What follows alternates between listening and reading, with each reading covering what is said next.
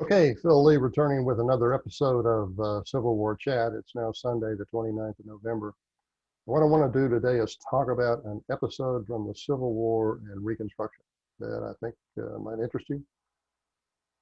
Let me preface this by saying that what historians write and the books that I write, um, they provide knowledge, but what the fiction writer does is he provides wisdom. That's why Tolstoy, Dostoevsky, Shakespeare, uh, Victor Hugo, people like that are read with great interest. It's not just the knowledge they provide, it's the wisdom. They study the human experience and make inferences about it, insights, and they give us wisdom. So, what I'm going to read today is an excerpt from a novel written by a guy named William Huey, who was from Alabama. This novel is called In the Hours of the Night. He also wrote The Americanization of Emily, and nonfiction, he wrote The Execution of Private Eddie Slovak, who I think was the only uh, GI who was executed during World War II. Now, the episode I'm going to read about involves the family of Cordell Hull. Cordell Hull was from Tennessee, born in 1873 and died in 1955. He was the longest serving Secretary of State in American history. He won the Nobel Peace Prize uh, for helping to organize the United Nations. But from the point of view of the South, he did two things that are important. And by the way, let me point out, click the notification bell in the upper right of this screen, in the far upper right beyond my picture, and you'll be notified when there's new episodes of Civil War Chat. The two things that he did, one was he got the government to reduce its dependence upon tariffs for tax revenue. Tariffs were damaging to the South for two reasons. One is they caused the Southerners to pay more for merchandise than they otherwise would. Now, that affected all Americans, but here's why it's important to Southerners. I'm just going to give you an example. After the end of the Civil War, the South needed to rebuild its railroads. It could purchase railroad iron in Liverpool for $32 a ton. But because of tariffs, United States tariffs, put in place by Northerners and principally the Republican Party, it cost $80 a ton in the United States. So they were essentially having to buy their railroad iron, not only at much higher prices, but, and this is an important point, from domestic monopolies, producers of railroad iron and other iron products. And that's what eventually led to U.S. Steel and other monopolies. But it was the tariff was damaging to the South because it created manufacturing monopolies in the North. Cotton textiles, wool textiles, and iron products were the three big ones right after the end of the Civil War and right before the Civil War. The second reason it was damaging to the South is that if the manufactured goods from Europe could not be sold into the United States because of high tariffs, then the European buyers had only a limited way of getting dollars to pay for American cotton. As a result, increasingly, after the Civil War, after the advent of the Morrill tariffs, European manufacturers, the cotton textile manufacturers, increasingly looked for cotton from other places in the world where their country could export product. Egypt and India were two good examples. If not colonies, well, I think for a time India was a colony, but and I think Egypt was a dependency. Other places they could buy it would be Brazil and West Africa. But the point is that it deterred them from buying American cotton, and thereby reduced prices for American cotton.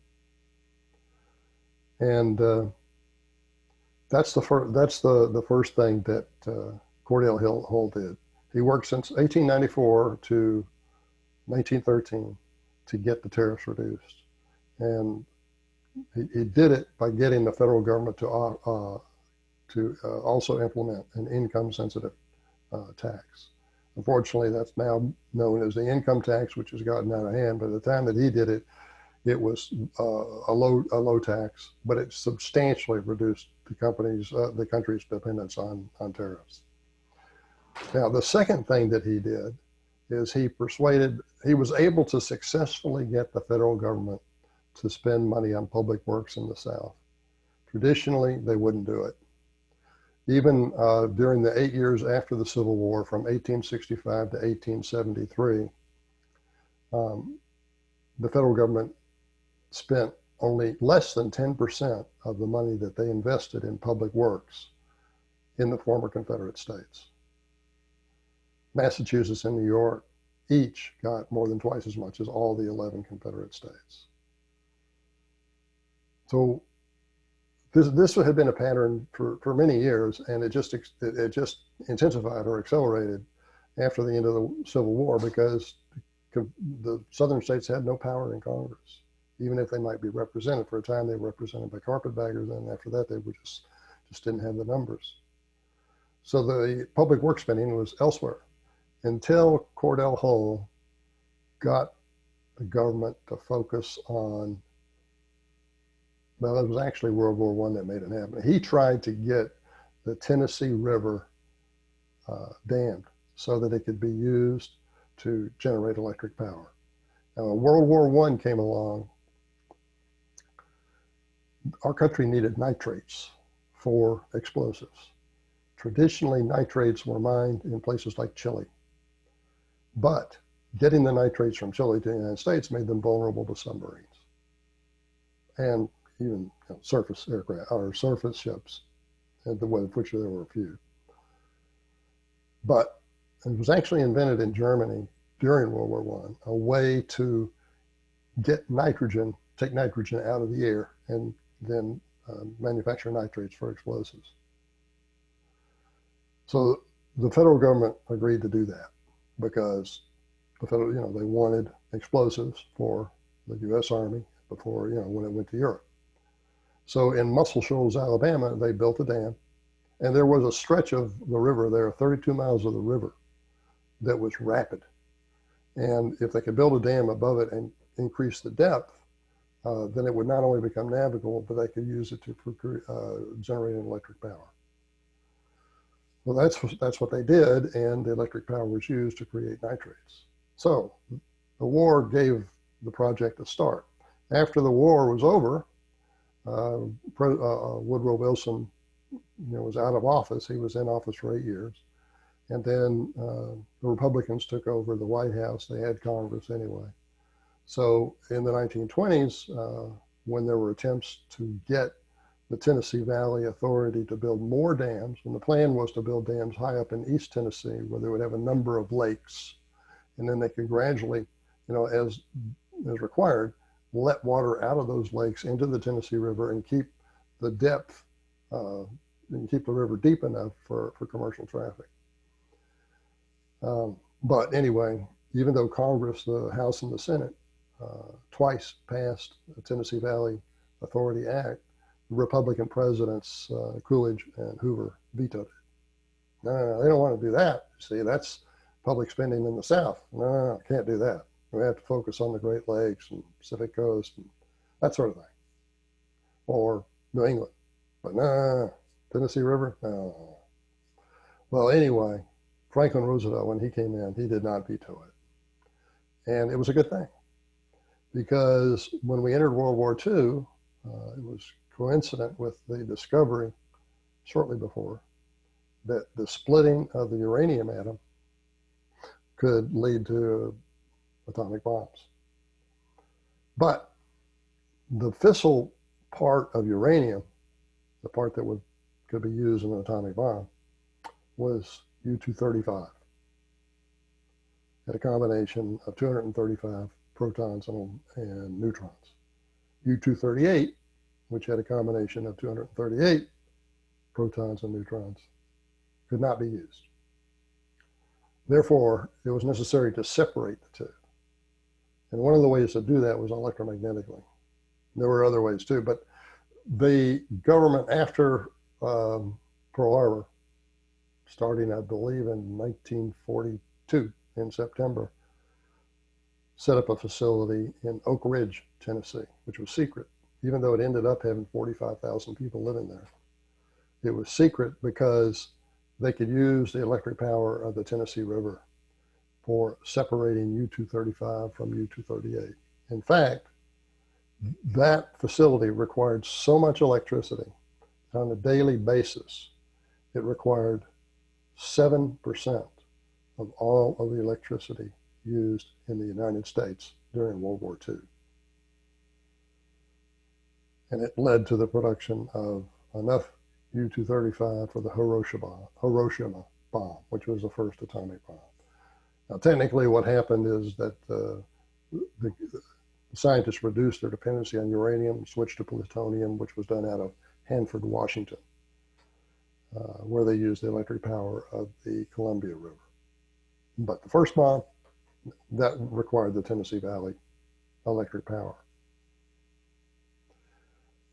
So after the war, what it did is, instead of producing nitrates for explosives, well, it did some of that, but it also switched to producing much more nitrates for fertilizer, which benefited the entire South because cotton drained the soil of fertilizer, so had the nutrients. So fertilizers became necessary. And so the Tennessee Valley Authority was an important public works spending project for the South. And it really, you know, it didn't happen until the Depression, which was what, 35 plus 30, 65, 70 years after the end of the Civil War. Until then, public works spending was mostly concentrated in the North. So anyway, this is why Cordell Hull is important. And I'm going to read a little bit from William Bowie's book that'll give you some interesting background on Hull and his family. In the backwoods counties of East Tennessee during the Civil War, the able-bodied men between 15 and 50 went from their cabins to join the armies, leaving their women and children to defend their food supplies against thieves. The cruelest battles, therefore, were not those fought between soldiers under Grant and Lee, but those fought by women and children against poachers. In the spring of 1865, the dearest living thing in the backwoods was a horse, a cow, a pig, or a chicken, which had been hidden in a cave by a boy or his mother. Cordell Hull's father nearly lost his life defending a mother and her children against thieves. Billy Hull was shot and left for dead.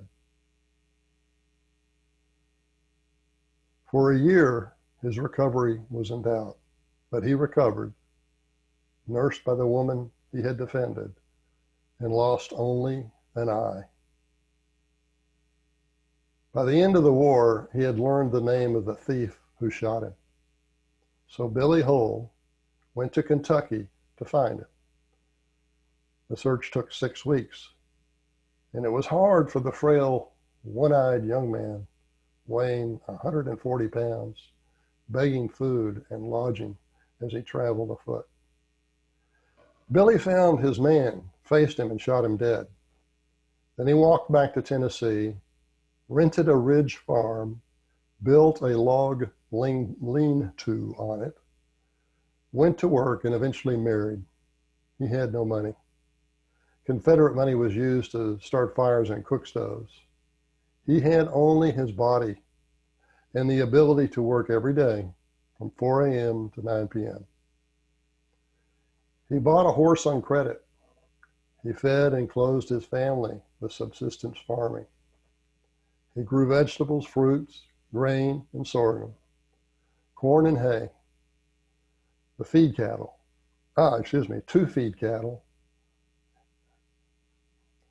He grew corn and hay to feed cattle, hogs and chickens to feed his wife and children. He grew cotton and sheep for fiber, and he traded his excess to his neighbors for the goods he was short of. His wife spun thread from cotton and wool and made clothes. And he made shoes from cowhide and caps from coonskin. He distilled whiskey and bartered it for salt, tobacco, seed, and coffee. He got US dollars from selling timber around him. Let me interrupt at this point to interject. It was common in the South to distill spirits because after the war, there was very little U.S. currency available, and distilled spirits essentially functioned as currency for a while. And and then thereafter it became one of the best ways, the most effective ways for the bankrupt, impoverished Southerners to get hard currency, U.S. dollars. That's partly why it has a history of stills and illegal distilleries. He cut oak, walnut, and cedar logs and used the creek and river system to raft them to Nashville. He worked and encouraged his 5 sons, and when he died in 1923, he left to his son Cordell, for his own use and for a division among his brothers, money and property worth $300,000. None of that profit came from striking oil, or by stealing from Indians, or by profiting from wars, or by ravaging the forests, although he did cut lumber, or by depleting mineral resources, or by exploiting any man's labor. He accumulated it from his own labor and from improving the land. The reason I wanted to read this is because it kind of shows what it was really like during the Civil War and Reconstruction. Within the last few years, the federal government has set up a Reconstruction Memorial in Beaufort, South Carolina. And of course, the Beaufort politicians are all for it because it brought in money and it gave them, now there's a steady salary down there for the facility. The employees have secure jobs because the government will never fire them or lay them off. But my objection to it is it's 110% focused on the experience of blacks during Reconstruction. The only thing it really says about whites is that they abused the blacks, terrorized them, lynched them. In other words, the whites during Reconstruction were nothing but villains. There's no recognition that they had any hardships at all, or that the hardships or poor economic conditions that had existed in the South for almost 100 years after the war had to do with federal policies orchestrated by the Republican Party that men like Cordell Hull had to fight decades to even put a dent against. No, we have a national Reconstruction Memorial in Beaufort that ignores the 60% of Southerners who were white, except to the extent as portraying them as evil, terrorists, abusers of black, ignorant, any bad adjective, nearly any bad adjective you want to attach to it. That's why I think that I wanted to read this to you, because the experience was really different than what the federal government is telling us now. And as you can see, the existence of a hog or a cow was crucial to the survival of these people during the war and after the war. And it's one reason why the states of Mississippi and South Carolina passed laws during the first year after the war which have been characterized by Northern historians as black codes, to essentially put the blacks back into slavery. That's one interpretation. they clearly went too far in terms of limiting a black man's freedom.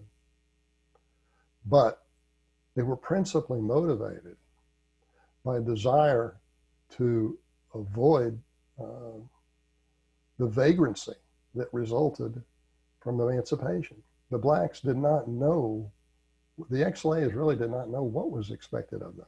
When they were told they were free, they felt like, well, do we need to work? Well, certainly I can go anywhere I want, so I'm just going to go somewhere. And what happened, you know, from April of 1865 to the end of that year, is many of them became vagrants. And the black codes that were set up in Mississippi and South Carolina and some other states, but those are the two most notable, were based upon vagrancy laws in the North, and also the post-freedom laws that applied to blacks in the Caribbean during the 1830s, when the British freed them. They too had the same problem. So that's what those laws were based on. Now, again, I'll confess they went too far, but the way we're taught is that they were, the academic historians are teaching us now that those so-called black codes had no other objective than to re-enslave the blacks. They totally ignore the vagrancy problem. But this little episode here shows you that a family could starve to death if their cow was stolen, or a chicken, or a hog.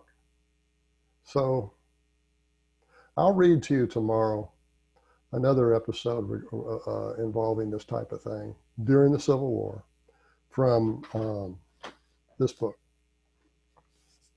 Company H, which is a memoir of Private Sam Watkins of the 1st Tennessee Regiment.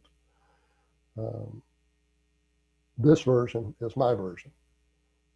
It's his book, it's his memoir, but I've added 250 annotations to clarify what he's talking about. Not only is the language antiquated, but sometimes he has some pretty tall tales that just aren't true. And I separate those out from fact as best as I can. There's 250 of them in here. And if you'd like to get a copy of this, you can get one from me for $18, Phil_Leigh, Leigh at me.com. I'll sign it. If you're in the United States, I'll send it to you without any postage. I think it's $15 if you buy it on Amazon or Barnes & Noble. So if you have any questions, I'm going to go ahead and make your comments below. And I want to thank you for watching today. And until my next episode, which again, I urge you, click that bell up in the far upper left up there. Oh, excuse me, in the far upper right, that little notification bell, so that you'll know when my next video comes out. Again, thanks for watching.